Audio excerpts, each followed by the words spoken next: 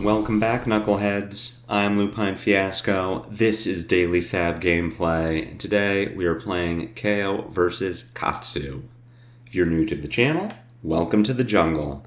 What we do here is review replays of games I played on the Talishar client days or weeks ago, after enough time has passed that I lose my bias and can more objectively judge the quality of my play. I'll talk through turn cycles and give my thoughts on the line I would take now compared to the line I took then at the time of recording. We either learn from my mistakes or reinforce good play patterns with the overall goal of tightening and optimizing our gameplay in the future to take down paper events like the upcoming ProQuest season and, most importantly, walk away with that shiny cardboard. If you'd like to check out the list I'm playing here or try it for yourself on Talishar, there is a FaB deck link in the video description below. While you're down there, if you've not already done so, please consider subscribing to my channel. A YouTube subscription is the best free way to support me and to make sure that you see daily FaB gameplay in your video feed 5 days a week. The best paid way to support me is through Patreon, and a Patreon link is also in the video description. A Patreon subscription will get you access to the DFG Discord. At higher tiers, your name will appear in every DFG video. You'll get bonus DFG content every week. There are even more exciting benefits to come. Daily FaB gameplay will always be free 5 days a week, so for those who can afford to patronize me, I truly appreciate it. Let's talk about our sideboard and about the Katsu game plan. If you've been watching for some time, you know that I hate Katsu. I hate Bonds of Ancestry. I hate that all of Katsu's attacks have on-hits. And I hate that he is the best aggro deck in an aggro mirror. But he's very strong, he's very popular, he's even more so nowadays, so it is important that we continue to run our head in against the wall until we can take down this hero. I have changed my game plan slightly, the sideboard text slightly based on recent changes to the deck. We do not play Hardened Crosstrap. At this point, Hardened Crosstrap is out of the list entirely, so we are on Fiendal Spring Tunic. This helps with our plan of pitch a blue, play Wild Ride or Pulping, then use Tunic to Mandible Claw every 3 turns. Tunic can also help fix our turn cycles when we are 1 resource short on Blood Rush Bellow turns. Overall, I think that it is better than Hardened Crosstrap. I think games can go long enough, even against Katsu, that we get 2 activations out of the Tunic, and that it also blocks 1, which can help cover important breakpoints. Outside of that, the rest of our equipment is standard. We are boarding out some of our non-blocks. That includes Bear Fangs, Yellow Wild Ride, and most notably, compared to previous iterations of my deck, we are not running Cast Bones against Katsu. And the point is that we cannot afford to give Katsu a turn off.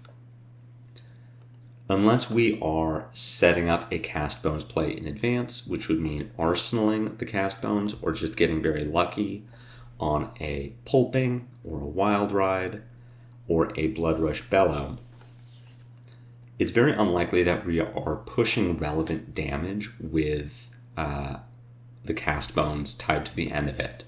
If we are just doing Claw for 3, discard a wind-up, play Cast Bones, Katsu doesn't care about that. Katsu's going to keep his 5-card hand and then crack back for 30 damage. We can't afford to give him that time off. If we're going to attack Katsu, we want it to mean something. Either there's a Command and Conquer, or a Send Packing, or just a lot of damage that Katsu's going to have to deal with. And Cast Bones is very at odds with that strategy. So it's out. Cards that we would want to block with that we could not because they have no block value are out. And Disruption is in. Humble is back in the list. It's very strong against Katsu. You may catch him with either the natural combo or just a hand that Katsu wouldn't be looking to combo with anyway. But if Katsu has the combo naturally, you're already screwed. And if Katsu doesn't want to combo with his hand, if he's looking to do something like Kodachi CNC or Kodachi E-Strike, those aren't the Katsu hands we're afraid of. So we're playing humble for those hands where Katsu would want to use his hero power and now can't. Outside of that, we're just throwing big damage. We're looking to disrupt when we can. We are looking to block where it is important to do so. We're looking to use our Scowling Flesh Bag to disrupt Katsu's big 5-card hand. And we are looking to send big Blood Rush Bellow damage back at him. So we'll submit deck, we'll jump into the game, and we'll see if I can finally pull out a win against this very obnoxious hero. We have lost the die roll. We will be going first. That puts us in an interesting position with this hand. I do not like letting Katsu filter on turn 1. And there are 2 reasons for that. The first is if Katsu drew a bad hand, I want him to have to play with a bad hand. But 2, because of Bonds of Ancestry, Katsu benefits a lot if we if we give him the opportunity to block with cards on turn 1. If he gets to block with a Dishonor, a Whelming Gust Wave, a Spinning Wheel Kick, all these combo cards that he may want to find later in the game with a Bonds, I don't want to help him put them into discard. So my first thought with this hand is let's just discard Agile Windup, make Might and Agility, and pass the turn.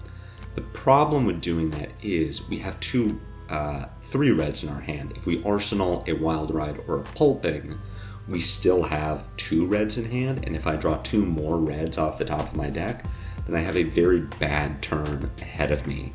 So what I'm more interested in doing is sending a Pulping and pitching my blue Windup to do so. I'm really hoping that I get to keep a Wild Ride, or that I draw another piece of Go Again off the top of my deck, so that I can arsenal that for my next turn. But playing the Pulping is going to make me a Might. It's also going to push at least 2 damage onto Katsu, 3 if he doesn't have a D-React, and even 4 if he doesn't have a 3 block. So while I don't like letting Katsu filter on turn 1, I think this is the best way to get reds out of my hand, to get my Might value, and also to push damage onto Katsu. So we catch a lucky break, we do get to keep the Wild Ride, which I'm going to put into Arsenal, and we ship it back to Katsu. We are not going to block this Kodachi. We are anticipating that a Surging Strike is going to follow this up. It in fact doesn't. It is another Kodachi, which we are going to take. We can also see that Katsu is on Mask of Momentum, so we are incentivized to block this 3rd Chain Link, even more so because it's a Command and Conquer. And I don't want to lose this Wild Ride in my arsenal. So we are in a weird position where Send Packing is the best card in my hand and what I would like to attack with, but I don't want to give up so much armor this early. Because this Wild Ride in our hand doesn't block, if I wanted to still play my Send Packing, I would have to give a blue and 2 pieces of equipment, so not only am I overblocking, I'm also not getting my Apex Bonebreaker value because both of my blues are 5-power attacks. So as much as it pains me, this Wild Ride is screwing up my hand, I am just going to block with Send Packing and Pound Town to protect the Wild Ride in my arsenal. There is a line where we block this with Pound Town and lose the Wild Ride in our arsenal. Then we Send Packing for 7 and arsenal our other Wild Ride. But I really don't like taking that extra damage. I don't like losing my arsenal. So we have a choice between playing this Wild Ride from arsenal and pitching our blue, or playing this Wild Ride from hand. I think playing the one from hand is just better. We would play Wild Ride from arsenal if we wanted to replace it with a better card. But the thing is, Red Wild Ride is already one of the best cards we could have in Arsenal because it lets us go 3 links wide and supplements the fact that we don't have agility. So instead of playing this Wild Ride and just hoping that we trade the one in our hand for, honestly, there are no better cards that we could get at this point, we'll just send 7, make another Might, and pass the turn. It's not a very exciting turn cycle, but it is what we kind of have to do. We draw into a really good hand. If either of these reds was a blue, it would be even more fantastic, but as it is, I'm happy to pitch a swing big to play a blood rush and randomly discard a beast within. So I would like to block with a pack hunt at some point in this turn cycle. Now, considering that Katsu had 4 cards in hand when he played this 100 wins, and still has the breaking scales, and blocked with the breaking scales, I'm not going to block 100 wins. If Katsu wants his hero power, he's going to get his hero power. And I only really want to block one time. So I'm going to sit on this pack hunt until I know what that one block is. It isn't going to be the spinning wheel kick either. And the fact that Katsu did not use the hero power makes me think that this spinning wheel kick is going to be followed by another spinning wheel kick. That spinning wheel kick will come in for 5, and that's the one I'm going to block. So we're in a position now where we can either block the spinning wheel kick for exactly 5 with Pack Hunt and Apex Bonebreaker, or we can block it for 7 with Pack Hunt, Bonebreaker, and Scabskin Leathers. The reason we would overblock is to play around breaking scales. This is a Mask of Momentum trigger. If this hits, then Katsu gets to draw a card. But I am going to block for exactly 5 because I don't think that Katsu is going to use scales to draw a random card off the top of the deck. I think he wants to use that scales for a Whelming Gust Wave, or for a Dishonor, or for something later. We're still at 31, and without knowing what this card in Katsu's hand is, we have no way of knowing if a random card off the top of the deck is going to help him, or if it's just going to give him an intellect penalty. So I'm going to block exactly because I don't think he'll block breaking scales. And if he does break breaking scales this early, then I don't have to worry about it for the rest of the game.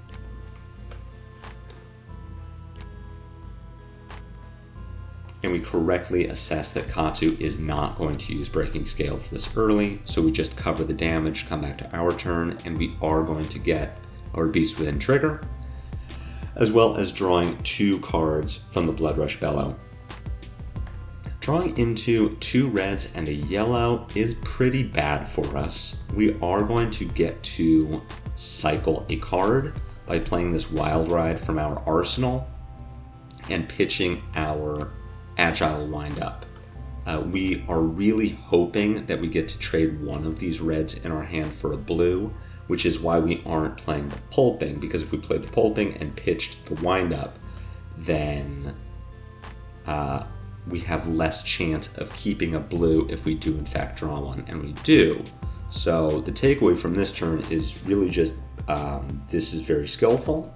This was me being the greatest Flesh and Blood player, and not at all luck-based on the fact that there was a blue on top of my deck and that I got to keep it. But what it does do is give us an incredible turn cycle, because now we get to throw a Humble at Katsu. He's taken a bunch of damage to keep a 5-card hand, and we see that the fact that he would be humbled is actually very detrimental to him. So extremely lucky on our part, not only to draw the Humble, but to draw the blue and get to keep it so that we can play the Humble.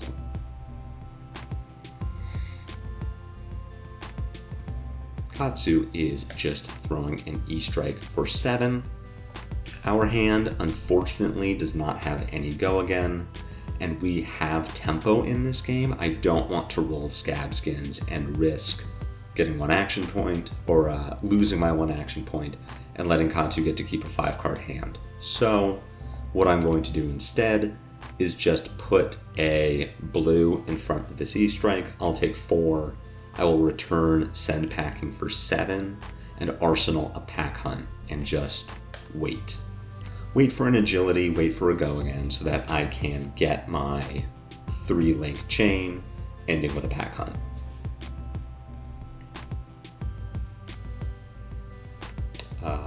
There's going to be an Art of War in Katsu's arsenal, so get ready for that. Send Packing for 7 does prompt Katsu to play the Art of War. A defensive Art of War is going to take away the threat of send packing. It is also going to potentially put Katsu in a position where he can fix a bad 4-card hand and turn it into a better offensive 4-card hand. But if Katsu's playing defensive Art of War and not offensive Art of War, that's a win for me. We also get blocks out of Katsu, which mitigates the damage, but means that I just don't really have a lot to worry about on my turn.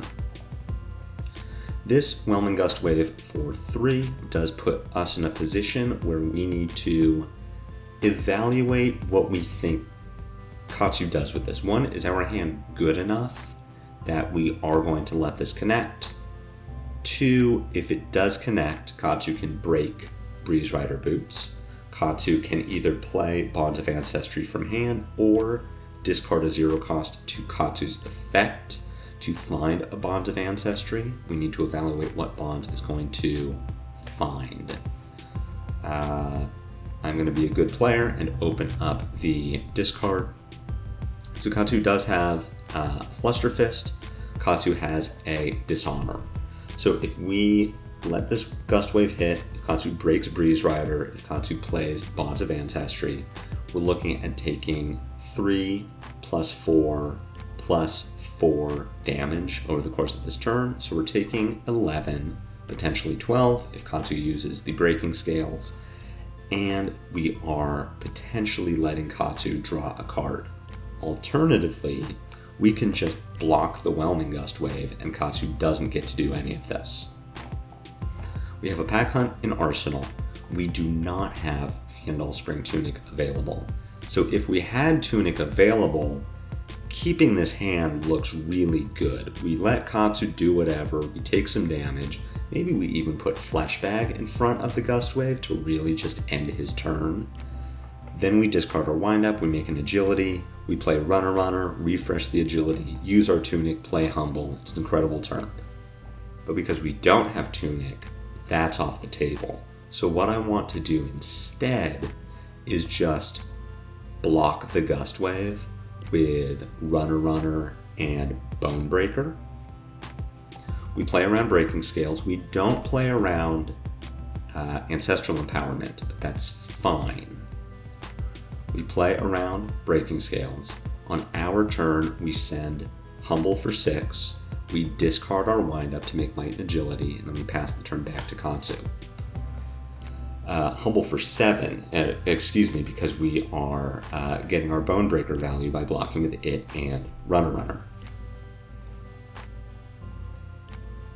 Our other line would be block with Runner and Scab Skins, and that does play around Breaking Scales and Ancestral Empowerment. We know that we are returning a Humble, which is potentially going to interfere with Katsu's turn. But I do want to save my armor. I'm willing to take some chances if it means saving armor for later. Sending a Humble for 7 is still just going to be really good, and we are making that Might and Agility from discarding our windup.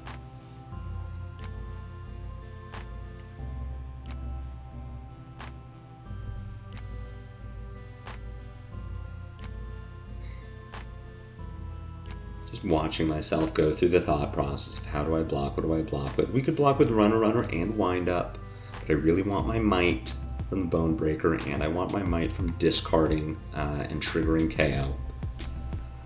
We'll see if Katsu goes for it, and he doesn't. So Katsu is going to get a 5-card hand on his next turn, but we are potentially interfering with that by sending Humble for 7.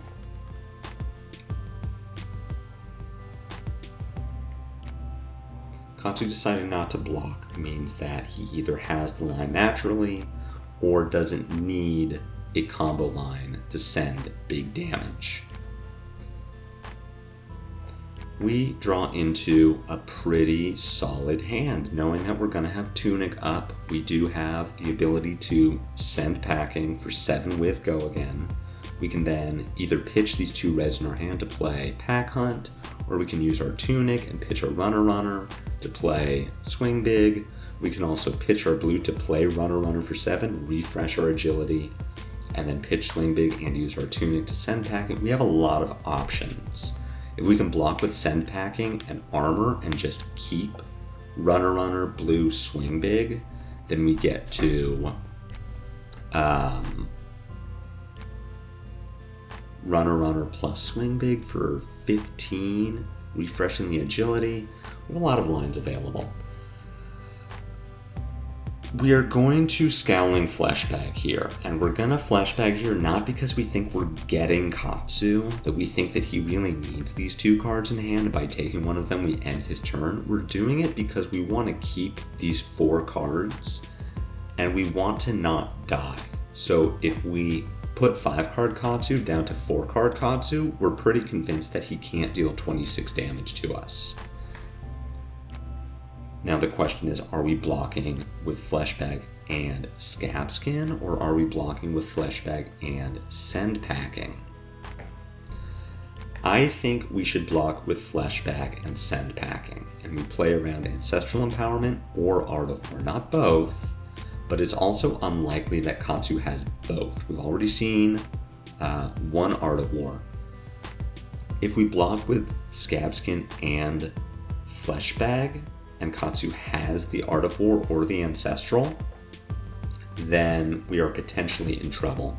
I also think that at this point in the game, I was maybe too committed to the Send Packing, and like, oh, I want the disruption of Send Packing, which is a lot less important than just throwing 15 damage at Katsu, because that death is disruption.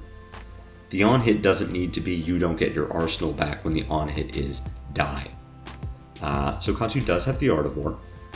Fleshbag has not resolved yet, so Katsu is not going to get to keep all of these cards. As we see, he only has 2 cards left, and we still have our Send Packing to block with.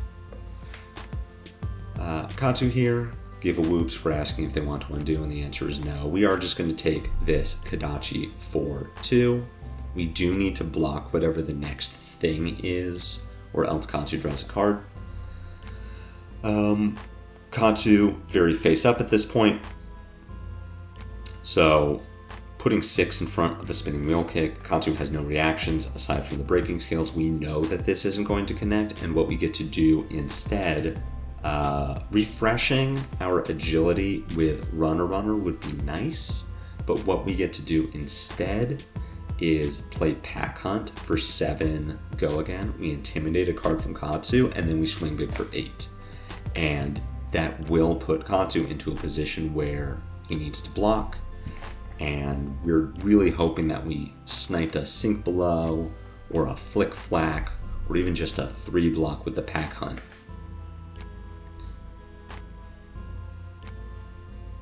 You're really seeing the power of Fiendal Spring Tunic in this matchup. Now this Katsu has been a little slower. We haven't seen, certainly not Pouncing Links, but we haven't seen the big Surging Strike line. But that's fine. No, Katsu has still been applying some pressure, and we've been playing very defensive, and that means that our Tunic has gotten 2 activations so far. So already getting the same resource value that Heart and Cross Trap would get. It still blocks for 1, and the game isn't even over. I really just didn't talk about the last turn, but everything went really well, and we put Katsu down to 3. So, Kadachi, we're fine to take. The hand that we're looking at here, it's totally fine. The E-Strike gives us some real flexibility as far as sending 5 with Go Again, followed up with Riled Up. Not the best line. I'd like to do some blocking if I can. Not that we're going to block any Kadachis. This is wrong, and I think this is me forgetting that Katsu doesn't have Mask of Momentum anymore, but we should not be blocking this Kadachi. We don't need to. We would rather save that point for whatever this is, which in this case is Descendant Gust Wave with a potential Breaking Scales activation that lets it get over a 3 block to turn this card in hand into Bonds of Ancestry. So, really punished by not having the Scab Skins anymore. This would be an easy Scab Skins Wrecker Romp block. As it is, it probably should be a very easy Fiendal Spring Tunic Wrecker Romp block. On our turn, we E-Strike for 7, discard Mighty Wind Up to make 2 Mights. Yeah, we should just block with Tunic and a 3-block. Still, just checking Katsu's discard. It really is Fluster Fist or Dishonor. Notably, Dishonor is not on. It will have combo from following Bonds of Ancestry, but the Humble effect is not active. Katsu does not have Surging Strike on the combat chain.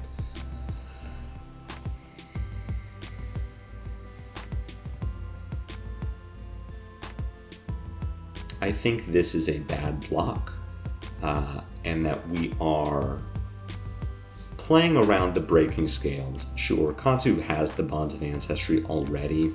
That's fine. We couldn't really account for that.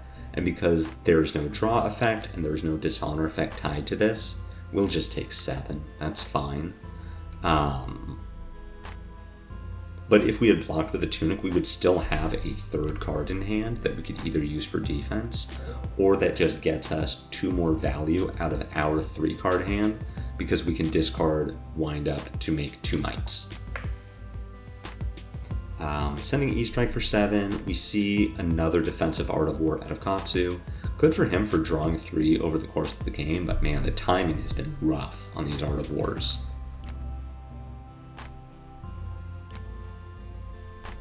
We are getting 7 block out of Katsu, but this leaves Katsu with just 1 card in hand. We have options of what we want to do here. We can discard our windup to make agility, then just play Runner for 6, pitching our Blood Rush, refresh the agility, and then put a Swing Big into Arsenal. But in theory, that only gets 2 cards out of Katsu, and Katsu with 3 cards could kill us from 14. It would be difficult, but it's doable. So what we're going to do instead is just play the Blood Rush Bellow. We'll pitch our Agile windup. If we draw a blue, then we win the game by instead drawing 2 reds. We could go for it with Pulping, but what we can do instead is just Swing Big for 10 and Arsenal Pulping, which is what we're going to do here. We are unfortunately 1 resource off of just winning the game, but we are going to hope this Pulping gets there. What I'm looking for by not sending the Pulping is agility. I don't know what this card in Katsu's arsenal is. We haven't seen a defense reaction out of Katsu, but I don't know if that's because he hasn't drawn one or because he isn't playing them.